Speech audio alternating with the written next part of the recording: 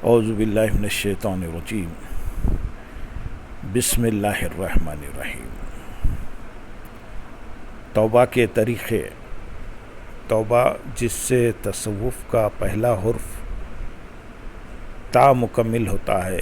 تصوف کا عنصر اولین سفر معرفت کا نقطۂ آغاز اور مغفرت کی طرف رکھنے والا پہلا قدم ہے۔ اس توبہ کے تین طریقے ہیں۔ ایک، خطا سے ثواب یعنی نیک کام کی طرف رجوع یعنی توبہ کرنا۔ دو، ثواب سے ثواب کی طرف رجوع یعنی توبہ کرنا۔ اور تین، خودی سے خدا کی طرف رجوع یعنی توبہ کرنا۔ توبہ کا پہلا طریقہ یہ ہے کہ انسان غلطی اور گناہ سرزد ہونے کی صورت میں اللہ تعالیٰ کی بارگاہ بے نیاز کی طرف رجوع کرے اور غلطی پر تائب ہو کر معافی کا خواستگار ہو، جس کے نتیجے میں قوی امید ہے کہ اس کے گناہ معاف کر دیے جائیں گے۔ حضرت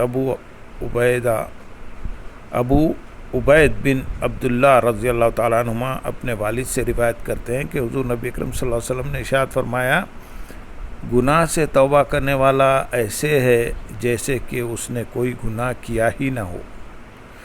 اس سے پتہ چلا کہ ہر قسم کے گناہ کی نجاست سے پاک و صاف ہو جانے کے عمل کو خطا سے ثواب کی طرف توبہ کرنا کہتے ہیں۔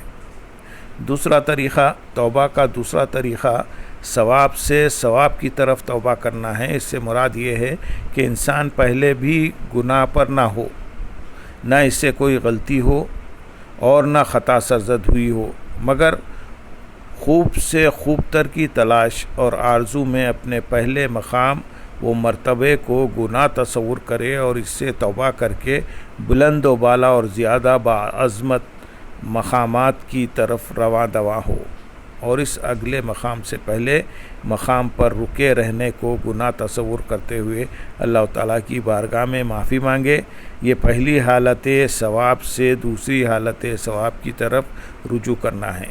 اسی مقام رفیع کے متلاشی لوگوں کے بارے میں حضرت ابو سعید الخزاز رضی اللہ تعالیٰ عنہ فرماتے ہیں، عام نیک لوگوں کی نیکیاں مقربین کے نزدیک گناہ ہوتے ہیں۔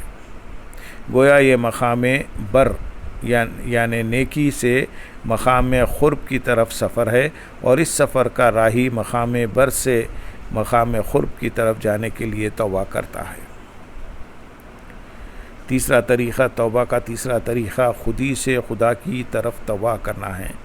اہل محبت جب مقام قرب تک رسائی حاصل کر لیتے ہیں تو ان کے اس مقام کا تقاضا یہ ہے کہ وہ اس کے آداب بجا لائیں اور اپنی خواہش و آرزو کو محبوب کی مرضی میں فنا کر دیں۔ اس مرحلے پر توبہ کی وضاحت حضرت موسیٰ علیہ السلام کے اس واقعے سے ہوتی ہے کہ جب آپ علیہ السلام کوہ طور پر تشریف لے گئے اور اللہ تعالیٰ کی بارگاہ میں اپنی آرزو کا اظہار کیا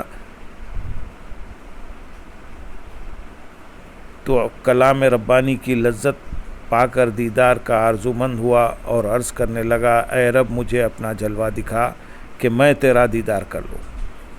محبوب حقیقی سے ہم کلام ہونے کے بعد حضرت موسیٰ علیہ السلام کے دل میں دیدار کی خواہش پیدا ہوئی، جو آرزو بن کر بے اختیار زبان پر مچل گئی۔ تو ادھر اللہ تعالیٰ کی بارگاہ بے نیاز سے جواب ملا، تم مجھے براہ راست ہرگز دیکھ نہ سکو گے۔ پھر جب رب ذوالجلال نے کوہ طور پر ایک تجلی ڈالی تو آپ علیہ السلام بے ہوش ہو کر گر پڑے۔ جو ہی ہوش آیا تو فوراً اللہ تعالیٰ کی بارگاہ میں عرض کی، میں تیری بارگاہ میں توبہ کرتا ہوں۔ حضرت موسیٰ علیہ السلام اللہ تعالیٰ کے مقرب نبی اور رسول ہیں، اور انبیاء اکرام علیہ السلام خطا سے پاک ہوتے ہیں۔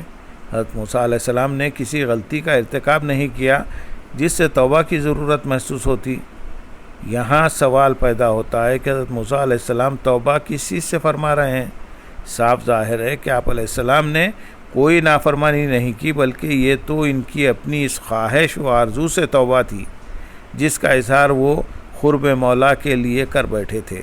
حضرت موسیٰ علیہ السلام بارگاہ ازدی میں عرض پرداز ہوئے کہ مولا میں دیدار کی تمنا کر بیٹھا، اس اختیار سے توبہ کرتا ہوں اور تیری مرضی کو اپنی مرضی سمجھتا ہوں۔ معلوم ہوا کہ اس منزل پر پہنچ کر انسان خود کو محبوب کی بارگاہ میں اس طرح اپنے آپ کو سپرد کر دیتا ہے کہ اس کے دیدار کی آرزو بھی خطا سمجھنے لگتا ہے۔ توبہ کا یہ درجہ حضور نبی اکرم صلی اللہ علیہ وسلم کو بدرجہ اتم حاصل تھا۔